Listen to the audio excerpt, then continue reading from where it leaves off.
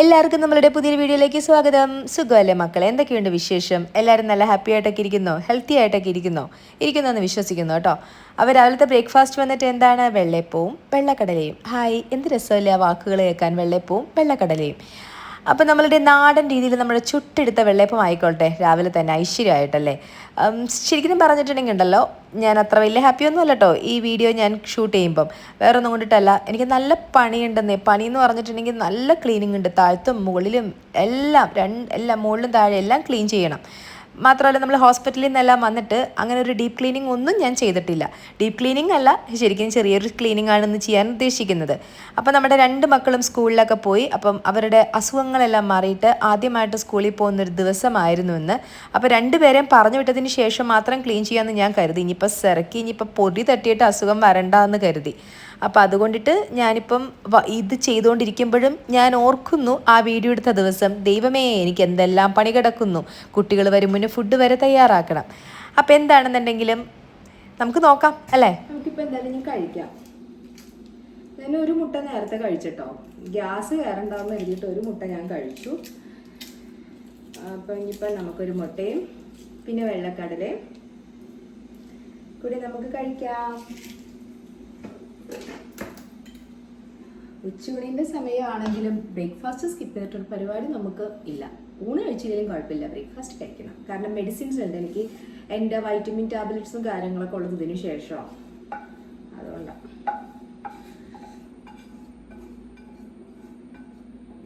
നിങ്ങളെല്ലാവരും ബ്രേക്ക്ഫാസ്റ്റ് എല്ലാം കഴിച്ചില്ലേ? ഊണ് കഴിക്കേണ്ട സമയമായല്ലേ?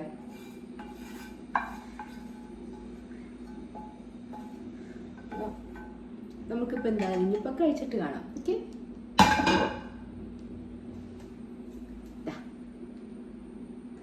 അപ്പോൾ കടലക്കറിയും മുട്ടയും ആസ്വദിച്ച് കഴിക്കണം എന്നൊക്കെ വിചാരിച്ചതാണ്. പക്ഷെ സമയം ഇത്തിരി വൈകിപ്പോയി, ഒരുപാട് പണികൾ പെൻഡിങ് ഉണ്ട്. അതുകൊണ്ടിട്ട് കുറച്ച് ഹറിബറിയായിട്ട് കഴിക്കണമെന്ന് വിചാരിക്കുന്നു. ആസ്വദിച്ച് കഴിക്കാൻ പറ്റത്തില്ല എന്നാണ് ഞാൻ കരുതുന്നത്. അപ്പോൾ എന്താ ശരിക്കും പറഞ്ഞിട്ടുണ്ടെങ്കിൽ എൻ്റെ ഒരു മീ ടൈമാണിത് കേട്ടോ. ഈ മീ ടൈമൊക്കെ നഷ്ടപ്പെട്ടിട്ട് ഇപ്പോൾ എത്ര നാളായെന്നറിയോ സത്യത്തിൽ. ഇപ്പം കുട്ടികൾ സ്കൂളിലൊക്കെ പോയി നമ്മൾ വളരെ സ്വസ്ഥമായിട്ട് നമ്മുടെ ടി വി റിമോട്ട്, നമ്മളിരിക്കുന്ന സ്ഥലം, നമ്മളുടെ സ്വന്തം, നമുക്കിഷ്ടപ്പെട്ട പോലെ ചാനൽ മാറ്റാം. ഈ പിള്ളേരൊക്കെ റിമോട്ടൊന്നും തരത്തില്ല. ഇവക്കുട്ടി പിന്നെയും തരും. കുട്ടിക്ക് ഭയങ്കര മടിയാണ് കേട്ടോ തരും. വഴക്ക് പറഞ്ഞ് പേടിപ്പിച്ചെടുത്തിട്ട് വാങ്ങണ ശരിയല്ല. കാരണം അത് എന്തിൻ്റെ ആവശ്യമുണ്ട് ആ കൊച്ചിനെ പേടിപ്പിച്ചിട്ട്. അപ്പം ഞാനും വാങ്ങത്തില്ല. മനസ്സറിഞ്ഞ് തരോ അതുമില്ല. അപ്പം ഞാനീ പറഞ്ഞതുപോലെ ഇവരുണ്ടെന്നുണ്ടെങ്കിലൊക്കെ, എനിക്കാണെങ്കിൽ ഈ മൊബൈൽ ഞാൻ പറഞ്ഞില്ലേ, ഭയങ്കരമായിട്ട് എനിക്ക് മൊബൈൽ നോക്കിക്കൊണ്ടിരിക്കുന്നത് എനിക്ക് ബുദ്ധിമുട്ടാണ്. അപ്പോഴും നമ്മളിങ്ങനെ വെറുതെ ഒരു ആസ്വദിക്കാണ്ട് കഴിക്കുന്ന പോലെ ഇരിക്കും. ഈ ടി വിയോ കാര്യങ്ങളോ ഒന്നും എൻ്റെ കയ്യിലില്ല എന്നുണ്ടെങ്കിൽ കേട്ടോ. അപ്പോൾ രാവിലെ ഒരു ആസ്വദിക്കാനുള്ള ഒരു സമയമാണ്. ഈ സമയത്ത് എനിക്ക് സത്യം പറഞ്ഞിട്ടുണ്ടെങ്കിൽ ഒരു മനുഷ്യനും എനിക്ക് കൂടി ഇരിക്കുന്നത് ഇഷ്ടമല്ല. ഞാനും ടി വിയും റിമോട്ടും പിന്നെ എൻ്റെ ഒരു കുഞ്ഞു ലോകവും, ഇത് എല്ലാവരും ഇതൊന്ന് ആസ്വദിക്കുന്ന ഒരു സമയമാണെന്ന് തന്നെയാണ് എനിക്ക് തോന്നുന്നത് കേട്ടോ. എല്ലാ അമ്മമാരും ആസ്വദിക്കുന്ന ഒരു ടൈമാണ്. ഇതും കൂടി ആസ്വദിക്കാൻ പറ്റിയില്ല എന്നുണ്ടെങ്കിൽ ഉണ്ടല്ലോ, നമ്മൾ വീട്ടമ്മമാർ പണ്ടാറുടങ്ങിപ്പോവും ഇല്ലേ. അപ്പോൾ അങ്ങനെ ഒരു സമയമാണ് കേട്ടോ. അപ്പോൾ ഫുഡും കാര്യങ്ങളൊക്കെ കഴിച്ച് കഴിഞ്ഞു. ഫുഡും കാര്യങ്ങളും എല്ലാം കഴിച്ചു കഴിഞ്ഞു കേട്ടോ. അപ്പോൾ ഇനിയിപ്പം അടുത്ത പരിപാടി ഞാൻ ചെയ്യാൻ പോകുന്നതെന്ന് പറഞ്ഞിട്ടുണ്ടെങ്കിൽ, ഞാൻ പറഞ്ഞില്ല എൻ്റെ വൈറ്റമിൻ ടാബ്ലറ്റ്സ്, അപ്പോൾ അത് നിങ്ങളായിട്ട് കൂടി ഷെയർ ചെയ്യാമെന്ന് കരുതി. ആരെങ്കിലും ലേഡീസ് കാര്യങ്ങളൊക്കെ കാണുന്നുണ്ടെന്നുണ്ടെങ്കിൽ നമ്മളുടെ ഹെൽത്തിൽ നമ്മൾ തന്നെ ഒരു ഇമ്പോർട്ടൻസ് കൊടുക്കുക കേട്ടോ. വേറെ ആരും നമ്മളോട് പറയത്തില്ല ഇന്നത് ചെയ്യണം, വീട്ടിലുള്ളവരും ആരും നമ്മളോട് പറയാൻ പോകത്തില്ല. പിന്നെ നമ്മൾ അതിൻ്റെ അടുത്ത എൻഡ് ആകുമ്പോഴായിരിക്കും, അടുത്ത പീക്ക് ലെവൽ ആകുമ്പോഴായിരിക്കും നമ്മൾ അറിയാൻ പോകുന്നത്, അയ്യോ നമുക്ക് ഇത്തരം ഡെഫിഷ്യൻസിയും കാര്യങ്ങളൊക്കെ ഉണ്ടെന്ന്. ഞാനിതെല്ലാം ഡോക്ടറിനെ കൺസൾട്ട് ചെയ്തിട്ട് ഡോക്ടറുടെ ഒരു ഗൈഡൻസോട് കൂടെ കഴിക്കുന്നതാണ് കേട്ടോ. അല്ലാതെ എൻ്റെ സ്വന്തം ഇഷ്ടത്താലെ ഞാൻ കഴിക്കുന്നതല്ല. അപ്പം ഞാൻ അതെന്താണെന്ന് ജസ്റ്റ് നിങ്ങളെ കാണിച്ചു തരാം. ഓക്കെ, ഫസ്റ്റത്തെ തന്നെ നമ്മളുടെ ഇതാണ് കേട്ടോ, omega-3 ഫിഷ് ഓയിൽ. പക്ഷെ ഇതിപ്പോൾ ഞാൻ പറയത്തില്ല നിങ്ങളെല്ലാവരും അത് എടുക്കണം എന്ന് ഞാൻ പറയത്തില്ല. കാരണം ഞാൻ ഫിഷ് കഴിക്കത്തില്ല, ഞാൻ മീറ്റ് ഐറ്റംസ് ഒന്നും ഞാൻ കഴിക്കത്തില്ല. അപ്പോൾ ഡെഫിഷ്യൻസി മസ്റ്റായിട്ടും എനിക്കുണ്ട്, സംശയമൊന്നുമില്ല. അപ്പം അതുകൊണ്ടിട്ടാണ് ഞാൻ ഈ ഒരു സംഭവം എടുക്കേണ്ടത്. അപ്പോളോൻ്റെയാണ് നമുക്കിഷ്ടമുള്ളത്. ഇപ്പോൾ ഞാൻ അപ്പോളോൻ്റെ വാങ്ങിച്ചു എന്നതേ ഉള്ളൂ. നമുക്ക് ഇഷ്ടമുള്ളത് എടുക്കാം. അവിടെ അപ്പോളോൻ്റെ ഉണ്ടായിരുന്നുള്ളൂ, അപ്പോളോ ഫാർമസിയിൽ. സോ ഞാൻ അപ്പോളോൻ്റെ വാങ്ങിച്ചു, അത്രേ ഉള്ളൂ. അപ്പം ഫിഷ് ലിവർ ഓയിലാണ് ഞാൻ കഴിക്കുന്നത്. പക്ഷെ ഇതെനിക്ക് കഴിയുമ്പോൾ ഒരു പ്രശ്നം എന്ന് പറഞ്ഞിട്ടുണ്ടെങ്കിൽ ഉണ്ടല്ലോ, ഒരു 2-3 മിനിറ്റ് കഴിയുമ്പോഴേക്ക് എന്തോ ഒരു ഫിഷിൻ്റെ ഒരു ചെറിയൊരു കുത്ത് പോലെ തോന്നും. എന്നാലും കുഴപ്പമില്ല. കാരണം എനിക്ക് നല്ല രീതിയിലുണ്ടായിരുന്നു. ഞാൻ ചില സമയത്തൊക്കെ ഞാൻ പറഞ്ഞിട്ടുണ്ട്, ഞാനിങ്ങനെ ഫെയിൻ്റ് ആയിട്ട് എൻ്റെ ഹസ്ബൻഡ് കൊണ്ടുപോയിട്ടൊക്കെ ഉണ്ട് ഹോസ്പിറ്റൽ 2-3 പ്രാവശ്യം. എൻ്റെ പ്രഷർ കുറഞ്ഞിട്ടാണോ എന്നൊക്കെ വിചാരിച്ചിട്ട് പ്രഷർ അവിടെ ചെല്ലും, പ്രഷറിനൊന്നും ഒരു പ്രശ്നമില്ല, ഒരു കുഴപ്പമില്ല. പക്ഷെ പിന്നീടാണ് മനസ്സിലായത് നമുക്ക് ഈ omega-3 ഡെഫിഷ്യൻസി ഉണ്ടെങ്കിൽ അത് അല്പം പ്രശ്നമാണ്, ഇങ്ങനത്തെ ഇഷ്യൂസും കാര്യങ്ങളൊക്കെ ഉണ്ടാകുമെന്ന് ഡോക്ടർ നോക്കിക്കഴിഞ്ഞപ്പോഴാണ് മനസ്സിലായത്. ഡോക്ടറിൻ്റെ ആ ഒരു ബോഡി ബ്ലഡ് ടെസ്റ്റ് ചെയ്തപ്പോൾ ഡെഫിഷ്യൻസീസും കാര്യങ്ങളും കണ്ടുപിടിച്ചപ്പോൾ പുള്ളിക്കാരൻ പറഞ്ഞു, ഇനി എടുത്തോളൂ, ഇനി എടുത്തില്ല എന്നുണ്ടെങ്കിൽ ഒന്നില്ലെങ്കിൽ ഫിഷോ അങ്ങനത്തെ മീറ്റോ കാര്യങ്ങളോ കഴിക്കണം, ഇല്ലാന്നുണ്ടെങ്കിൽ ഇങ്ങനത്തെ മെഡിസിൻസ് എടുക്കണമെന്ന് പറഞ്ഞു. അപ്പോൾ ആ മെഡിസിൻസ് എടുക്കുന്നതാണ് നല്ലതെന്ന് എനിക്ക് തോന്നി. എനിക്ക് മറ്റത് കഴിക്കാൻ പറ്റത്തില്ല, അത് എന്ത് രീതിയിലാണെങ്കിലും എനിക്ക് ബുദ്ധിമുട്ടാണ്. അപ്പം ഞാൻ എന്തായാലും ഇത് കഴിക്കാമെന്ന് കരുതി. പക്ഷെ ഇത് കഴിക്കുമ്പോൾ നമ്മളിത് കഴിക്കേണ്ടതെന്ന് പറഞ്ഞിട്ടുണ്ടെങ്കിൽ അല്പം പാലിൽ കേട്ടോ, കുറച്ച് പാലിൽ ഞാൻ കാണിച്ചു തരാം. ഇതാ, ഇതിപ്പോൾ കുറച്ച് കൂടിപ്പോയി എടുത്തു കഴിഞ്ഞപ്പം പിന്നെ അത് തിരിച്ചതിലിട്ടേ ഒഴിക്കാൻ നിന്നില്ല. കാരണം ഈ ഫാറ്റ് സോലുബിൾ ആയിട്ടുള്ള വൈറ്റമിൻസ് ഉണ്ടല്ലോ, ADEK എന്ന് പറഞ്ഞിട്ടുണ്ടെങ്കിൽ ഫാറ്റ് സോലുബിൾ, ആ പേര് തന്നെ അറിയാമല്ലോ, ഫാറ്റിലാണ് സോലുബിൾ ആയിട്ടുള്ളത്. അപ്പം നമ്മൾ വെറുതെ അത് വെള്ളത്തിൽ കഴിച്ചിട്ട് അതിൻ്റെ ഗുണം കളയണ്ട എന്നതുള്ളൊരു കോൺസെപ്റ്റ് അത്രേ ഉള്ളൂ കേട്ടോ. ആ ഒരു ഇതുള്ള കൊണ്ടിട്ടാണ് ഞാനിങ്ങനെ കഴിക്കുന്നത്. പക്ഷേ ഇങ്ങനെ തന്നെ കഴിക്കാൻ ശ്രമിക്കുക. എന്നതാണെങ്കിലും നമ്മൾ നല്ലൊരു വൈറ്റമിൻ മരുന്ന് എടുക്കുന്നത്, അപ്പം അതിൻ്റെ ഗുണവിശേഷങ്ങൾ നമ്മൾ കളയേണ്ട ആവശ്യമില്ലല്ലോ. അപ്പം ഞാൻ omega-3 അങ്ങനെ തന്നെയാണ് ഞാൻ കഴിക്കുന്നത് കേട്ടോ.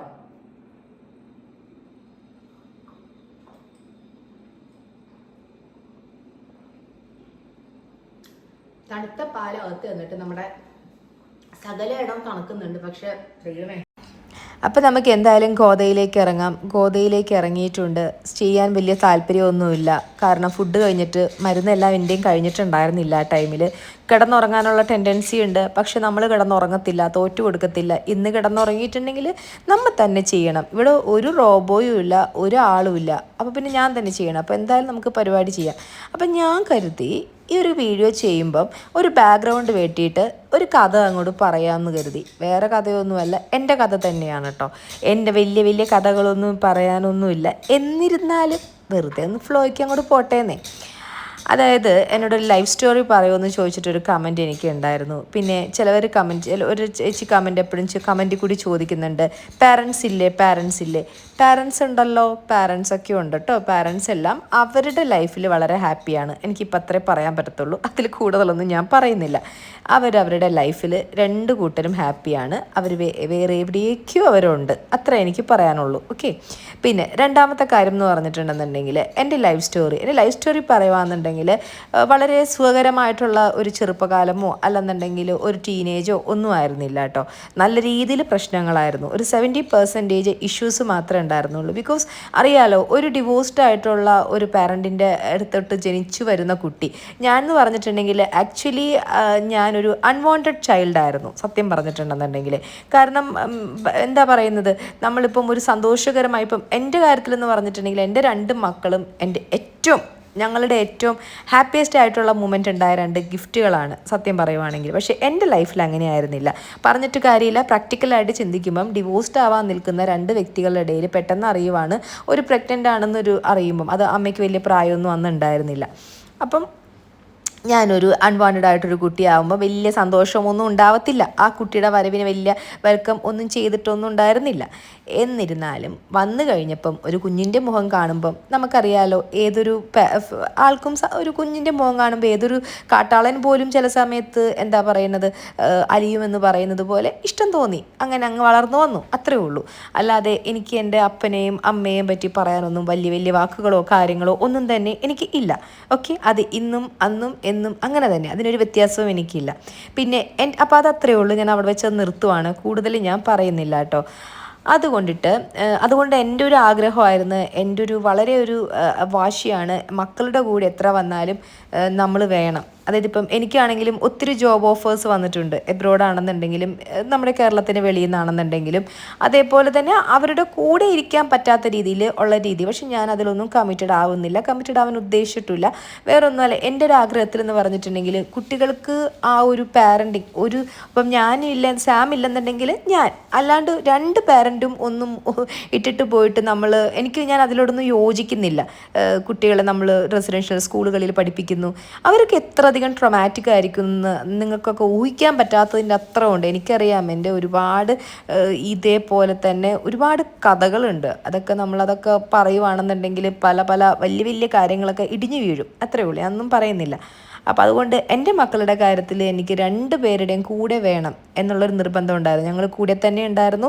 പക്ഷേ വളരെ കുറച്ച് നാളുകളായിട്ടുള്ളൂ സാം പറഞ്ഞതുപോലെ എബ്രോഡ് പോകാൻ ഒറ്റയ്ക്ക് മാറി നിൽക്കുന്നത്. അതുവരെ ഞങ്ങൾ 2 പേരും ഉണ്ടായിരുന്നു. പക്ഷേ ഞങ്ങൾ 2 പേരും മാറി നിന്നാലും സാമിൻ്റെ ഒരു 100% കോൺട്രിബ്യൂഷൻ പാരൻറ്റിങ്ങിലുണ്ട് കേട്ടോ. എനിക്ക് തോന്നുന്നു പുള്ളിക്കാരൻ അധികം സംസാരിക്കത്തില്ല എന്നുണ്ടെങ്കിലും പുള്ളിക്കാരൻ്റെ ആ ഒരു ഗൈഡൻസ് കൊണ്ടിട്ടാണ് എനിക്കിങ്ങനെ കൊണ്ടുപോകാൻ പോലും പറ്റുന്നത് കേട്ടോ. കാരണം എന്നെ സംബന്ധിച്ച് ഇപ്പം ഞാൻ പറഞ്ഞില്ലേ, എനിക്ക് അച്ഛൻ്റെ സ്നേഹം എനിക്ക് കിട്ടിയിട്ടില്ല. ഞാൻ ഗ്രാൻഡ് പാരൻസിൻ്റെ കൂടെയായിരുന്നു. പക്ഷേ അപ്പൂപ്പൻ എന്നെ ജീവൻ്റെ ജീവനായിരുന്നു. എന്നിരുന്നാലും ഒരു സ്വന്തം ഫാദറിൻ്റെ ഒരു പ്രൊട്ടക്ഷൻ എന്ന് പറഞ്ഞാൽ വളരെ അധികം വേണ്ട ഒരു പെൺകുട്ടികൾക്ക് പ്രത്യേകിച്ച് അത് വേണം. ആൺകുട്ടികൾക്ക് വേണ്ടെന്നല്ല, പെൺകുട്ടികൾക്ക് വേണം. എനിക്കത് കിട്ടിയിട്ടില്ല. പക്ഷേ എന്നിരുന്നാലും എനിക്ക് കല്യാണം ഞാൻ വളരെ നേരത്തെയായിരുന്നു. ഞാൻ ആഗ്രഹിച്ച് ഞാൻ ചൂസ് ചെയ്ത റിലേഷൻ തന്നെയാണത്. പക്ഷേ അത് വളരെ വളരെ പ്രേമമോ വളരെ നാളത്തെ ഒരു ഇഷ്ടമോ കാര്യങ്ങളോ ഒന്നുമല്ല. എന്തോ നമ്മുടെ മനസ്സിൽ ചിലത് തോന്നൂലേ, ഓക്കെ എനിക്ക് ഇയാൾ പറ്റിയ ഒരാളാണ്. ആർക്കും വേണ്ടാത്ത ചില ആളുകൾ ചിലപ്പം ഏറ്റവും പ്രിയപ്പെട്ട ആളുകളായിട്ട് മറ്റുള്ളവർക്ക് മാറും എന്ന് പറഞ്ഞ പോലെ, അത്രേ ഉള്ളൂ കേട്ടോ.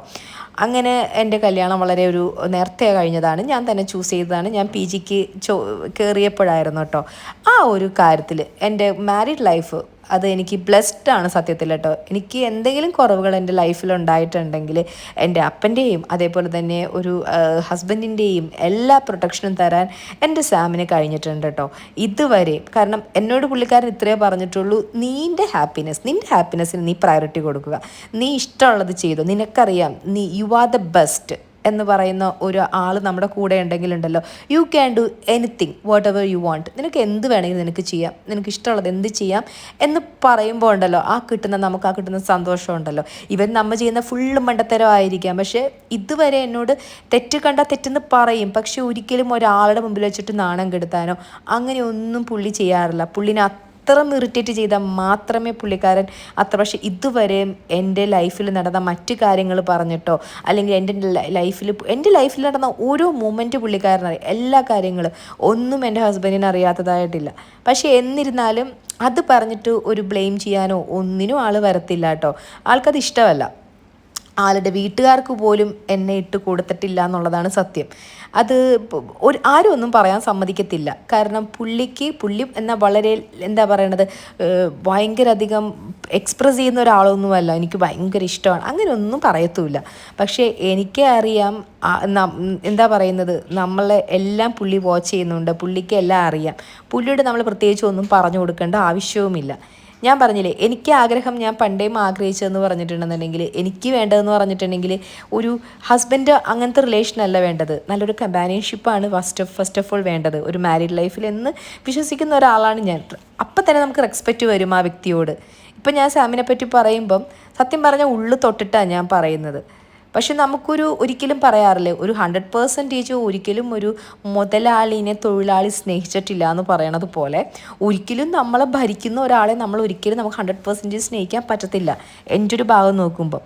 കാരണം എനിക്കെന്ന് പറഞ്ഞിട്ടുണ്ടെങ്കിൽ ആ ഒരു ലൈഫിലുണ്ടായിരുന്ന ആ ഒരു കുറേ ട്രോമാറ്റിക് ആയിട്ടുള്ള സിറ്റുവേഷൻസിലൂടെ കടന്നു പോയിരിക്കുന്നതുകൊണ്ടിട്ട് ചില കാര്യങ്ങൾക്ക് ഞാൻ വളരെയധികം റിയാക്ട് ചെയ്യും. ആ റിയാക്ട് ചെയ്യുമ്പം എന്നോളം തന്നെ റിയാക്ട് ചെയ്യുന്ന ഒരാളാണെന്നുണ്ടെങ്കിൽ അവിടെ ഒരിക്കലും ലൈഫ് നല്ല സ്മൂത്തായിട്ട് പോകത്തില്ല. എനിക്ക് പുള്ളിക്കാരനും പെട്ടെന്ന് ചൂടാവുന്ന ടൈപ്പാണ്.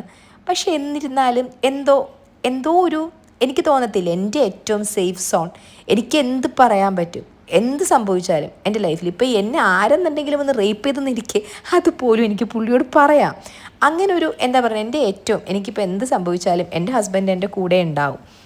എല്ലാ കുട്ടികൾക്കും അങ്ങനെ പറയാൻ പറ്റുന്നത് എനിക്ക് തോന്നുന്നു അവരുടെ അപ്പൻ അങ്ങനെയായിരിക്കും. ഒരു ഫാദർ ഡോട്ടർ റിലേഷൻഷിപ്പ് എന്ന് പറഞ്ഞിട്ടുണ്ടെങ്കിൽ മമ്മ സൺ റിലേഷൻഷിപ്പ് പോലെ തന്നെ വളരെയധികം എനിക്ക് തോന്നാറുണ്ട്. അമ്മയും മകനും കുറച്ചും കൂടി ബോണ്ട് ഉണ്ടാവും, ഫാദറിനും ഡോട്ടറിനും കുറച്ചും കൂടി ബോണ്ട് ഉണ്ടാവും. അപ്പം എനിക്ക് അതേപോലെ തന്നെയാണ് കേട്ടോ.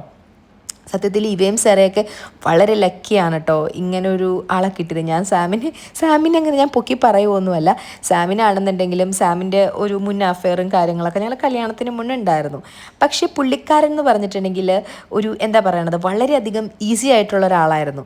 പുള്ളിക്കാരൻ ഈ പറഞ്ഞതുപോലെ നമ്മുടെ സ്വപ്നക്കൂടിലെ കുഞ്ഞുഞ്ഞിൻ്റെ സ്വഭാവം ഒരു ക്യാരക്ടറായിരുന്നു. ഒന്നുമില്ല, ആൾ വെറുതെ ചുമ്മാ പറയുന്നതാ.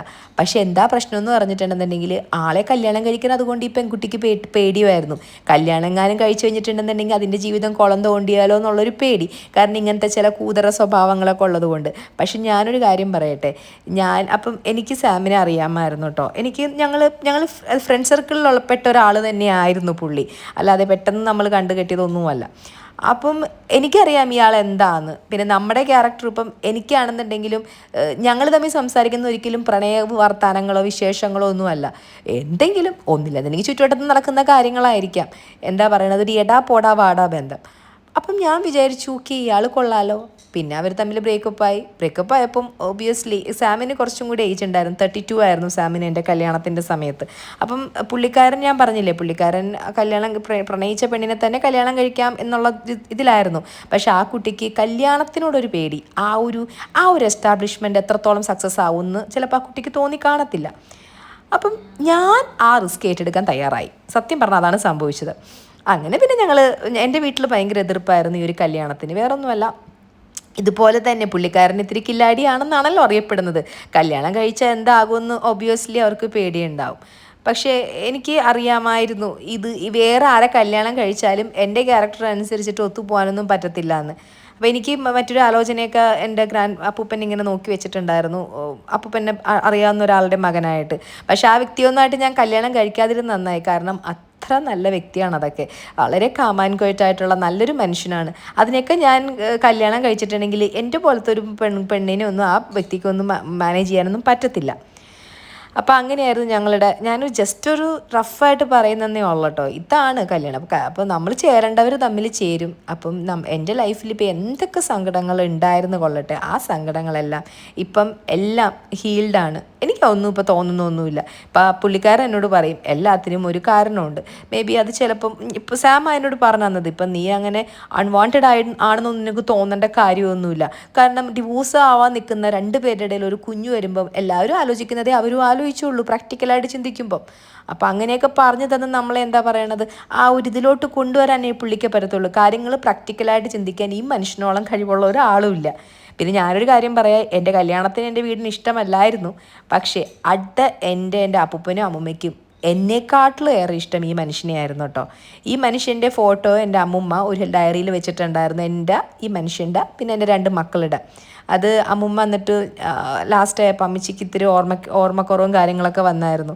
അപ്പോൾ ആൻറ്റി പറയും, അമ്മൂമ്മയുടെ ഒരു മകൾ പറയും, ഞങ്ങളുടെ ആരുടെയും ഫോട്ടോയും ഞങ്ങളുടെ പിള്ളേരുടെ ഫോട്ടോയും ഇല്ല, ഇപ്പോഴും ഇവരെയാണ് ഇഷ്ടം എന്ന് പറയും. അപ്പം സാമിനെയും അത്രത്തോളം അവർ നെഞ്ചോട് ചേർത്ത് പിടിച്ചായിരുന്നു. അപ്പം അതിലും വളരെയധികം അങ്ങനെ എല്ലാവരും വെറുത്തിരുന്ന ഒരാൾ പെട്ടെന്ന് തന്നെ എല്ലാവരും ഇഷ്ടപ്പെടുക എന്ന് പറഞ്ഞാൽ നിസ്സാര കാര്യമല്ല. പക്ഷെ എന്നിരുന്നാലും ഇപ്പോഴും ഞങ്ങളുടെ ഫാമിലിയിലും ഞങ്ങൾ അംഗീകരിക്കാത്ത ആളുകളും കാര്യങ്ങളും എല്ലാം ഉണ്ട്. അതൊന്നും നമുക്ക് എല്ലാവരും സന്തോഷിപ്പിച്ച് നമുക്ക് ആർക്കും ജീവിക്കാൻ പറ്റത്തില്ല. ഞങ്ങൾ 4 പേരും വളരെ ഹാപ്പിയാണ്, വളരെ സന്തോഷത്തോടു കൂടെ. ഭയങ്കര എന്താ പറയണത്, ദൈവകൃപ കൊണ്ടിട്ട് ഒരുപാട് സങ്കടങ്ങൾ, എൻ്റെ ടീനേജിൽ ഒരുപാട് സങ്കടങ്ങൾ സങ്കടങ്ങൾ ഉണ്ടായിരുന്നെങ്കിലും ആ സങ്കടങ്ങളെല്ലാം എന്നെ ഒരുപാട് ബിൽഡപ്പ് ചെയ്തിട്ടുണ്ട്.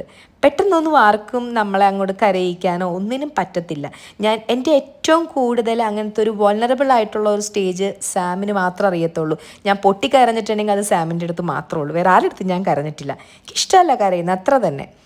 അപ്പം അതാണ് ഞാൻ പറഞ്ഞത്, ആരെങ്കിലുമൊക്കെ അങ്ങനെ സങ്കടപ്പെടുന്നുണ്ടെങ്കിൽ നിങ്ങൾക്കായിട്ട് ഏറ്റവും നല്ലൊരു ബെസ്റ്റ് ചോയ്സ് ദൈവം കണ്ടുവച്ചിട്ടുണ്ട്. നമുക്കൊരു പാർട്ട്ണറിനല്ലേ ഏറ്റവും നന്നായിട്ട് കിട്ടേണ്ടത്. മറ്റെന്ത് കിട്ടിയിട്ടും നല്ലൊരു ഫാമിലി ഉണ്ടായിട്ടും കല്യാണം കഴിഞ്ഞിട്ട് അവിടെ പ്രശ്നമാണെങ്കിൽ അതോടെ തീർന്നില്ലേ, അധോഗതിയായില്ലേ. ഇതിപ്പോൾ എനിക്ക് തോന്നുന്നു ആഫ്റ്റർ മാരേജിന് ശേഷമാണെന്ന് തോന്നുന്നു ഞാൻ എൻ്റെ ഇഷ്ടത്തിനനുസരിച്ച് ജീവിക്കുന്നത് കേട്ടോ. കാരണം എനിക്ക് എന്തെങ്കിലും ചെയ്യണമെങ്കിൽ ചിലർ പറയത്തില്ലേ ഫ്രീഡത്തിൻ്റെ അങ്ങും അറ്റം വരെ എനിക്കിഷ്ടമുള്ളത് ചെയ്യാം, എന്ത് വേണമെങ്കിലും ചെയ്യാം. പുള്ളിക്കാരൻ എന്നോട് എപ്പോഴും പറയും, താൻ സൂപ്പർ അല്ലേ, താൻ ബെസ്റ്റ് അല്ലേ എന്നേ പറയത്തുള്ളൂ. ഞാൻ പറയും, ദൈവം ഇത്ര എന്നെ മോട്ടിവേറ്റ് ചെയ്യല്ലേ. ഞാൻ പറയും, ഇത്ര മോട്ടിവേറ്റ് ചെയ്തിട്ടുണ്ടെങ്കിൽ ഓവറായി പോവും. പക്ഷെ ഞങ്ങൾ തമ്മിലുള്ള തല്ലുപിടുത്തവും അതിഭയങ്കരമാണ് കേട്ടോ. എന്നിരുന്നാലും അതറിയാം കുറച്ച് നേരം കഴിയുമ്പോൾ നമ്മൾ സ്നേഹവുമാവും, അതെല്ലാ ഫാമിലിയിലും ഉള്ളതുപോലെ. എപ്പോഴും ചോക്ലേറ്റ് ഒന്നല്ല, ഞാൻ പറഞ്ഞില്ലേ പുള്ളി ഒട്ടും എക്സ്പ്രസീവ് അല്ല. പക്ഷെ ഞാൻ എക്സ്പ്രസീവ് ഒന്നുമല്ല, പക്ഷെ എനിക്ക് ദേഷ്യം വന്നിട്ടുണ്ടെങ്കിൽ എനിക്ക് ഭയങ്കരമായിട്ട് ഞാൻ എക്സ്പ്രസ് ചെയ്ത് കളയും. അപ്പം അങ്ങനെയൊക്കെ. അപ്പം അതാണ് ഒരു ജസ്റ്റ് റഫായിട്ട് ഞാൻ പറഞ്ഞൊരു കഥ. ബോറടിക്കാതിരിക്കാൻ പറഞ്ഞാൽ ഇനിയിപ്പോൾ ഈ കഥ പറഞ്ഞ് ഞാൻ ബോറടിപ്പിച്ചോന്നും എനിക്കറിയത്തില്ല കേട്ടോ എല്ലാവരെയും. പിന്നെ ഞാൻ സംഭവിക്കുന്ന ഈ സുഡാപ്പി ഉണ്ടല്ലോ, ഇത് വന്നിട്ട് നമ്മുടെ സ്പ്രേ മോപ്പാണ് കേട്ടോ. ഞാൻ പറയട്ടെ, വെള്ളവും ലാഭിക്കാം, സമയവും ലാഭിക്കാം, അടിപൊളിയാണ് കേട്ടോ. എനിക്ക് മുകളിലൊക്കെ തുടയ്ക്കാം, ഞാൻ മുകളിലും താഴത്തൊക്കെ വാക്യൂം ചെയ്യുമായിരുന്നു. പക്ഷെ മുകളിൽ തുടയ്ക്കാൻ പോകാൻ മടിയായിരുന്നു, കാരണം ബക്കറ്റും വെള്ളമൊക്കെ കൊണ്ട് നടക്കണ്ടേ. പക്ഷെ ഇത് അങ്ങനെയൊന്നുമില്ല, ജസ്റ്റ് അങ്ങ് സ്പ്രേ ചെയ്ത് കൊടുത്താൽ മതി. നമ്മുടെ ലുലുവിൽ എനിക്കിത് ഓഫറിന് കിട്ടിയത്. ആക്ച്വലി ഇത് 1550 അത്ര എന്തോ ആണ്, എനിക്കെന്തോ 750 ആ റേഞ്ചിന് കിട്ടിയായിരുന്നു കേട്ടോ. ഒന്നും നോക്കിയില്ല, ഞാൻ എടുത്തു. സംഭവം അടിപൊളിയാണ് കേട്ടോ. ആ ഒരു ഇത്തിരി വെള്ളം അതിൽ നിറച്ചിട്ട് നമ്മളതിൽ വേണമെങ്കിൽ ലിക്വിഡ് എന്തെങ്കിലും ഉണ്ടെങ്കിൽ നമുക്ക് ലിക്വിഡ് ഇടാം. അതിനുശേഷം അങ്ങോട്ട് സ്പ്രേ ചെയ്ത് അങ്ങ് തുടച്ചെടുത്താൽ മതിയെന്നേ. വളരെ ഒരു ഇൻട്രസ്റ്റിംഗ് ജോബായിട്ട് എനിക്കിപ്പോൾ തോന്നുന്നു. എനിക്ക് തുടയ്ക്കൽ അത്ര വലിയ ഇഷ്ടമായിരുന്നില്ല. ഞാനൊരു വാക്യൂം ക്ലീനർ കുറച്ച് വലുത് വാങ്ങാമെന്നൊക്കെ കരുതാണ്, പക്ഷേ ആ പ്ലാൻ എല്ലാം ഞാൻ മാറ്റി. അപ്പം അത് പിന്നെ വന്നിട്ട് ഇതാണ് എൻ്റെ വൈറ്റമിൻ സി വിസ്. ഞാൻ വൈറ്റമിൻ സി ഇപ്പോൾ എടുക്കുന്നുണ്ട്. വേറെ ഒന്നല്ല, അസുഖങ്ങളെല്ലാം മാറിയില്ല. പിന്നെ ഇപ്പോൾ കുറച്ച് ഇമ്മ്യൂണിറ്റി ബൂസ്റ്ററും കൂടി ആയിക്കൊള്ളട്ടെ എന്ന് കരുതി തീർന്നേ ഞാൻ ഈ മരുന്നൊക്കെ എടുത്തിട്ട് ഞാനെങ്ങോ അടിച്ചു പോകുന്നൊരു പേടി. പക്ഷെ ഇതൊക്കെ ഞാൻ പറഞ്ഞില്ലേ, എൻ്റെ ഡോക്ടറെ എനിക്ക് തന്നിട്ടുള്ളതാണ്. അത് സംഭവം സ്കിന്നിനും നല്ലതാണ് കേട്ടോ. നമ്മൾ സ്കിന്നൊന്നും സൂക്ഷിക്കാണ്ട് വന്നപ്പം കോലം കെട്ടു. ഇപ്പം ഏകദേശം അത് പാച്ചപ്പായി വരുന്നുണ്ട്. അപ്പം ഈ ഒരു വൈറ്റമിൻ സി കുടിക്കുന്ന ഒരു സമയം. അപ്പോൾ എല്ലാ പരിപാടികളും കഴിഞ്ഞ് വീടൊക്കെ തുടച്ചൊക്കെ ഇട്ടു. വളരെയധികം സന്തോഷമായി. അപ്പം നമ്മുടെ ചേട്ടൻ വിളിച്ചു. അപ്പോൾ കുറച്ചരിഞ്ഞിപ്പം ചേട്ടനായിട്ട് കത്തി വെക്കും നമ്മുടെ സാമേ. അപ്പോൾ അങ്ങനത്തെ ഒരു ടൈമാണ് കേട്ടോ എൻ്റെ. പിന്നെ പിള്ളേർ വരുമ്പോഴേക്കും എന്തെങ്കിലും ഫുഡൊക്കെ ഉണ്ടാക്കി വെക്കണം. കുറച്ച് 2 ദിവസം മുന്നേ ഉള്ള കറികളും കാര്യങ്ങളൊക്കെ ഞാനെല്ലാം തീർത്തായിരുന്നു. ഇനിയിപ്പോൾ എല്ലാം പുതിയതായിട്ട് ഉണ്ടാക്കണം. രാവിലെ പോയപ്പോൾ വൻപയറാണ് അവർക്ക് ഞാൻ കൊടുത്തു വിട്ടത്. പിന്നെ ഇപ്പോൾ ചിക്കനോ അല്ലെന്നുണ്ടെങ്കിൽ കുറച്ച് മോരുചാറൊക്കെ നമുക്ക് ഉണ്ടാക്കണം, കാരണം സ്കൂളിൽ പോയിട്ട് വരുന്ന ആ ഒരു ഫസ്റ്റ് ഡേ അല്ലേ. അങ്ങനെ പിന്നെ ഇപ്പം ഞാൻ ഫ്രഷായി അപ്പോൾ സമയം ഏകദേശം 4 മണിയായി. 4:30 ആകുമ്പോൾ നമ്മുടെ കുഞ്ഞു മക്കളെ എത്തും, ഓടിപ്പിടിച്ച് ചാടിത്തുള്ളി എത്തും. അപ്പോൾ അതിന് മുന്നേ എന്തെങ്കിലും കരുതണം. എനിക്കറിയത്തില്ല എന്തായിരിക്കുമെന്ന്. വേറെ കുഴപ്പമൊന്നും ഉണ്ടായിരുന്നില്ല കേട്ടോ, വേറെ പ്രശ്നങ്ങളൊന്നും ഉണ്ടായിരുന്നില്ല. കുട്ടികൾ 2 പേരും സ്കൂളിൽ നിന്ന് വന്നതും ഹെൽത്തി ആയിട്ടായിരുന്നു. മെയിനായിട്ട് നമ്മൾ സ്കൂളിൽ അസുഖം മാറാണ്ട് വിട്ടാലേ, മറ്റു കുഞ്ഞുങ്ങളുള്ളതല്ലേ, അതാണ് എനിക്ക് പേടി. കാരണം നമുക്ക് കാരണം ഇനി മറ്റു കുഞ്ഞുങ്ങൾക്കൊന്നും വരരുതല്ലോ. പക്ഷെ വേറെ കുഴപ്പങ്ങളൊന്നും പറഞ്ഞില്ല കേട്ടോ. അങ്ങനെ അവരെ കാത്തിരിക്കുന്ന ഇരിപ്പാണ് കേട്ടോ. സത്യം പറഞ്ഞിട്ടുണ്ടെങ്കിൽ എനിക്ക് എല്ലാ അമ്മമാർക്കും ഉണ്ടാവുമല്ലോ ഒരു 3:30 ആകുമ്പോഴേക്കും ഈ 4 മണിക്കൊക്കെ പിള്ളേർ വരുമ്പം എന്തുണ്ടാക്കും എന്ന്. അങ്ങനെ ഞാൻ ഉണ്ടാക്കി വെച്ചിരുന്ന ഫുഡാണ്. ഞാൻ പറഞ്ഞില്ലേ, ചിക്കനും മോരുചാറും ഉണ്ട്, പിന്നെ വൻപയറുണ്ടായിരുന്നു, പിന്നെ 2 കോഴിമുട്ടയും, പിന്നെ ചോറും. എല്ലാം ഹെൽത്തി ആണല്ലോ അല്ലേ, അസുഖങ്ങളൊക്കെ മാറിയതല്ലേ. പിന്നെ കുറച്ച് പിസ്തയും കുറച്ച് ആൽമണ്ടൊക്കെ ഞാൻ കൊടുത്തിട്ടോ. അതിന് ശേഷം സെറക്കുട്ടി കഴിച്ചു തുടങ്ങിയിട്ടുണ്ട്. എൻ്റെ പൊന്നു ഹോസ്പിറ്റലിലൊക്കെ വെച്ചിട്ടായിരുന്നു, ഒന്നും വേണ്ടാത്തൊരു ടൈം ഉണ്ടായിരുന്നു. ദിവക്കുട്ടിക്കാണ്. ദിവക്കുട്ടിക്ക് ഏലക്കാ ചായ നിർബന്ധമാണ് വരുമ്പം. ഏലക്ക ഇല്ലെന്നുണ്ടെങ്കിലും കുഴപ്പമില്ല, പാൽ ചായ വേണം. അതെൻ്റെ സ്വഭാവമാണ്, ഇല്ലെങ്കിൽ തലവേദന എടുക്കും. അങ്ങനത്തെ 2 ആൾക്കാരും എത്തി. അപ്പോൾ ഇനിയിപ്പോൾ മാർക്ക് കാണിക്കുന്ന ഒരു സീനാണ് കേട്ടോ. അതായത് ഈ കുഞ്ഞു ടെസ്റ്റ് പേപ്പേഴ്സ് ഉണ്ടാവുമല്ലോ പിള്ളേർക്ക്. അപ്പോൾ സെറക്കുട്ടിക്ക് ഉണ്ടായിരുന്നു. അപ്പം ഞാൻ ശരിക്കും ആക്ച്വലി ഒരു വ്യാഴാഴ്ചയൊക്കെ ആയപ്പോൾ എല്ലാം മാറിയതാണ്. അപ്പോൾ വെള്ളി ശനി റെസ്റ്റ് എടുപ്പിച്ചിട്ട് വിടാമെന്ന് കരുതി. അപ്പോൾ ആ ദിവസമൊക്കെ ഒന്ന് പഠിപ്പിച്ചു. പക്ഷേ ടെസ്റ്റ് പേപ്പറിനൊക്കെ അവൾ നന്നായിട്ട് സ്കോർ ചെയ്തു കേട്ടോ. അപ്പോൾ അത് ആൾക്ക് കാണിക്കണം വരുമ്പോൾ തന്നെ. അത് ഇഷ്ടമുള്ളൊരു കാര്യമാണത്. അത് നമ്മൾ കാണണം, അത് ലിസൺ ചെയ്യണം. അല്ലെന്നുണ്ടെങ്കിൽ ഭയങ്കര ദേഷ്യമാണ് പുള്ളിക്കാരത്തേക്ക് കേട്ടോ. കാണുന്ന പോലെയൊന്നുമല്ല. അപ്പം അതിൻ്റെ വിശേഷമാണ് പറയുന്നത് കേട്ടോ.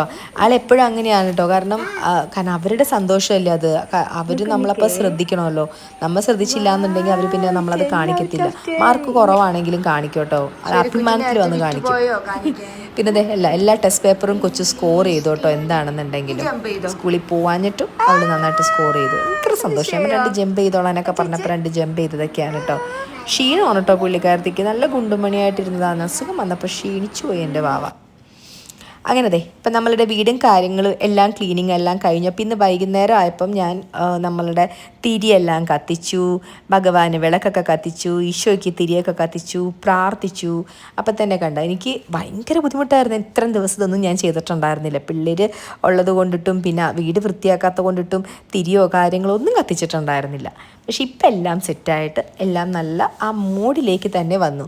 ആ സമ്പ്രാണിയൊക്കെ ഈവനിങ്ങിന് കത്തിക്കുമ്പോൾ കിട്ടുന്ന ആ ഒരു വൈബ് ഉണ്ടല്ലോ, അതൊരു വേറെ വൈബ് തന്നെയാണല്ലേ അത് ശരിക്കും. അപ്പോൾ എന്താണെന്നുണ്ടെങ്കിലും ഇന്നത്തെ വ്ളോഗ് നന്നായിട്ട് നീണ്ടുപോയി എന്നറിയാം. അപ്പോൾ ഇത്ര നേരം വീഡിയോ വാച്ച് ചെയ്ത എല്ലാവർക്കും thanks. Bye, see you, love U.